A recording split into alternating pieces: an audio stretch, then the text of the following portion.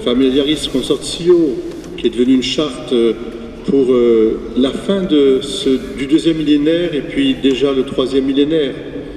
L'amour que l'Église a exprimé à travers la famille, c'est un amour d'abord qui vient de Dieu, parce qu'au commencement, eh bien, vous le savez, Dieu est famille. Et il est tellement famille, une famille tellement dans le don des personnes, Père, Fils et Saint-Esprit, qu'il ne pouvait pas faire autrement que de diffuser cette famille à travers sa création tout entière, qui n'est qu'une seule et même famille. C'est ça qu'il faut bien comprendre, parce que c'est le don même de Dieu qui se répand et se communique, et qui est soutenu dans l'être. Et alors, évidemment, il a voulu venir à nous.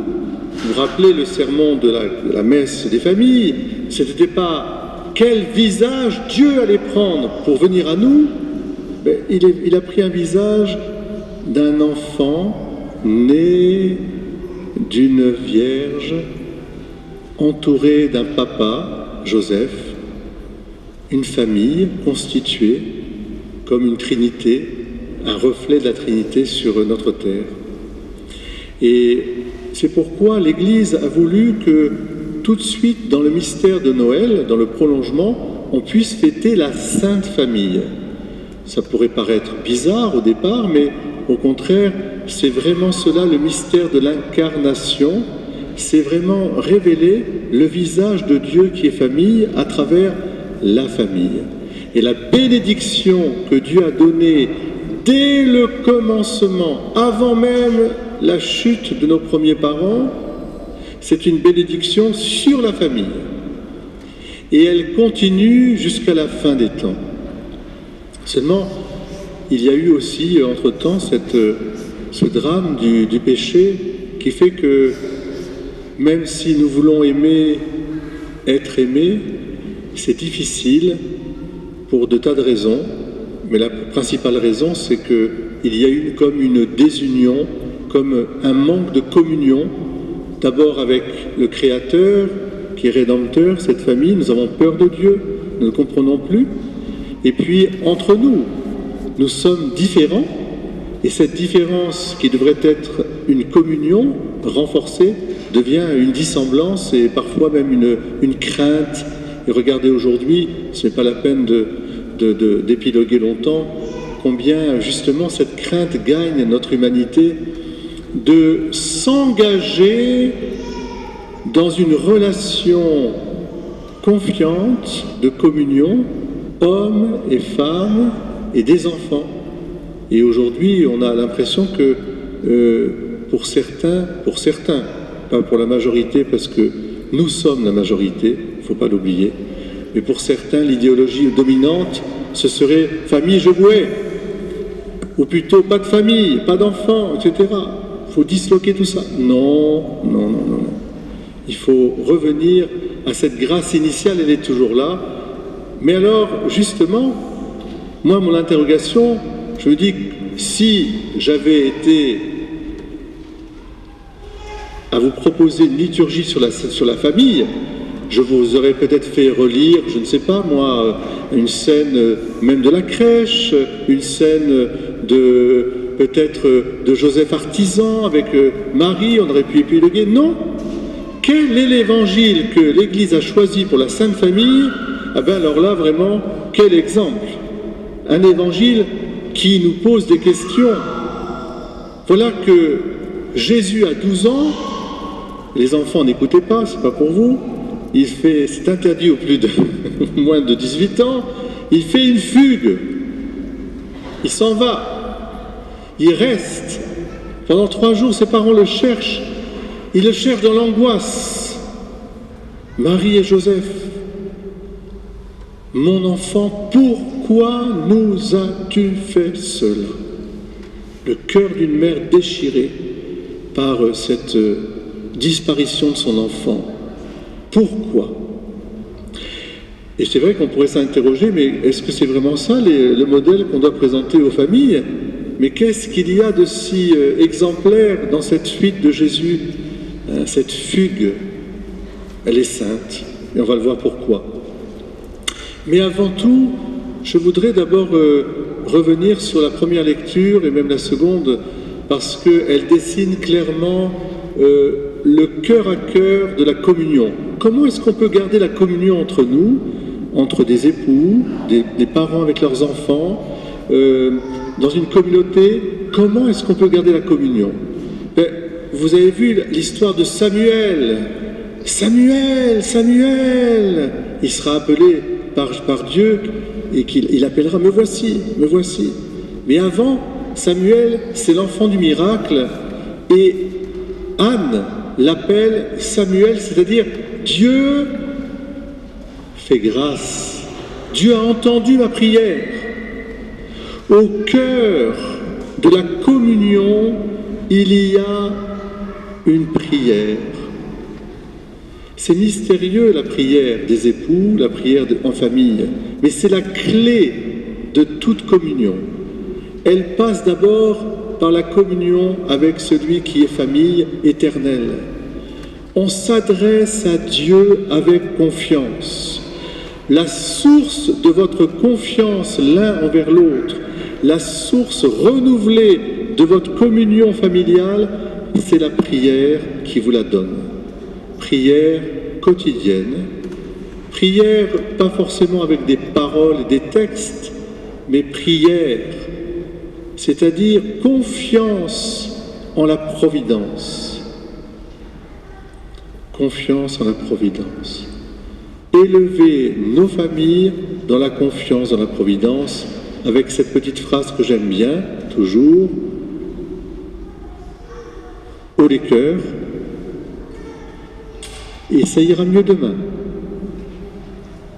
On vit au présent, mais on se confie pour l'avenir, ça ira mieux demain. Faisons ce que nous avons à faire, haut les cœurs, et ça ira mieux demain. La prière, elle est exemplaire de l'évangile d'aujourd'hui aussi. Car qu'est-ce que nous voyons? Une famille du peuple de Dieu, une famille de ce peuple d'Israël, qui accomplit son pèlerinage annuel pour Pâques.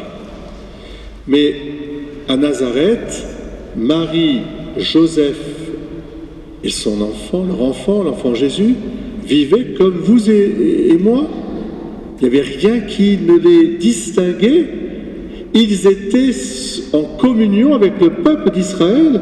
Ils pratiquaient à la synagogue, ils allaient prier, ils priaient le soir, ils faisaient leur bénicité à table, ça j'en suis sûr. Et puis ils se rassemblaient. Rien n'apparaissait d'extraordinaire au point qu'ils ont vécu pendant 30 ans dans une sorte de, je dirais, au fond, une vie commune, une vie en communion. Mais la prière était au cœur de leur vie. Et c'est parce qu'ils partent en pèlerinage au moment où Jésus a 12 ans, l'âge adulte, que se produit cet événement tout à fait incroyable qui bouleverse quand même leur quotidien. Et c'est peut-être là aussi la deuxième leçon, c'est que nos vies ordinaires sont traversées par des bouleversements qu'il faut savoir reconnaître comme des signes de Dieu, parfois comme des joies immenses qui viennent conforter notre confiance dans le bon Dieu, mais même dans les épreuves, surmonter une espérance plus grande qui fait marcher la foi et la charité. Et vous voyez, Marie et Joseph n'ont pas échappé à ce que nous vivons nous aussi, avec Jésus. C'est très important cela. La Sainte Famille n'est pas une famille exemplaire au sens à mettre dans une niche là-haut et puis à la regarder en se mettant à genoux en disant on ne sera jamais capable de. Oui, sans la grâce, on n'est pas capable. Mais il faut la regarder comme quelque chose comme une famille qui a vécu comme nous. Ils ont vécu dans la foi, c'est-à-dire dans une confiance amoureuse, renouvelée, entretenue par le cœur à cœur, la prière, par la grâce de Dieu, par la méditation continue de la parole de Dieu. Voilà, ils ont fondé leur foyer sur la présence de Dieu. Et Jésus reprendra cela en disant, vous voulez fonder vos familles, fondez-le sur le roc. Le roc, c'est moi, c'est-à-dire le Verbe de Dieu. Mais la grande leçon de cet évangile, c'est de passer du pourquoi. Pourquoi nous as-tu fait cela? Jésus ne répond pas. Il dit comment vous me cherchiez. Il passe du pourquoi au comment. Comment? Mais ne savez-vous pas que je suis avec mon Père? Ne craignez pas. Ne passez pas votre temps à dire pourquoi, mais plutôt à dire comment je puis voir la présence de Dieu dans le quotidien de ma vie. Voilà la grande leçon de l'Évangile qui nous est donnée.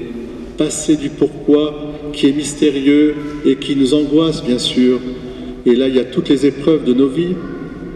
Il n'y a pas de réponse autre que comment. Comment vivre cette vie en présence de Dieu. Voilà, après, évidemment, l'enfant Jésus reste l'enfant Jésus et il oriente, mais il nous oriente de manière décisive vers notre Père du ciel. Donc, vous rappellerez deux choses. Haut les cœurs, qui savent vivre comment. Haut les cœurs, arrêtez de dire pourquoi, mais haut les cœurs. Et ensuite, comment, c'est-à-dire comment faire vivre ma famille, ou plutôt comment faire que Dieu vive dans ma famille. Ça, c'est le rôle des parents, et je trouve très bien que Marie et Joseph étaient assez exigeants dans leur rôle de parents pour s'être adressés à Jésus. Voyez, vous parents et grands-parents, il ne s'agit pas de dire que l'enfant est roi, certainement pas, il est sacré, ça oui. Il vous a été confié, ça oui. Mais vous avez un rôle d'éducateur, mais dans le sens de conduire vers la providence divine, l'amour de Dieu, le service du prochain. Il faut s'engager. C'est une exigence d'amour. Et Marie dit à Jésus qu'elle sait bien être le Fils de Dieu. Pourquoi nous as-tu fait cela? Elle écoute la parole de Jésus, elle la garde, mais elle a assumé avec Joseph son rôle de parent. Et on imagine quel soulagement et avant quelle angoisse des parents qui ont perdu leur enfant, perdu de vue. Enfin, vous vous rendez compte un peu? Alors, c'est pour vous dire, et je conclus là-dessus, que Dieu vous aime, famille. Dieu ne vous abandonnera jamais. Il est toujours là, comme il a été là avec Marie et Joseph au cœur de notre vie quotidienne, de leur vie quotidienne. Il est toujours là.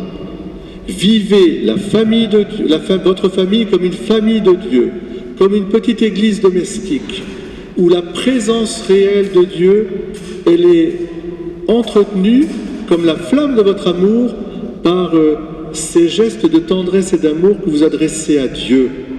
Ah oui, mon Dieu, je t'aime, je t'adore. Tu es toujours là pour nous. Confiance en la providence et haut les cœurs. Famille, je vous aime. Amen.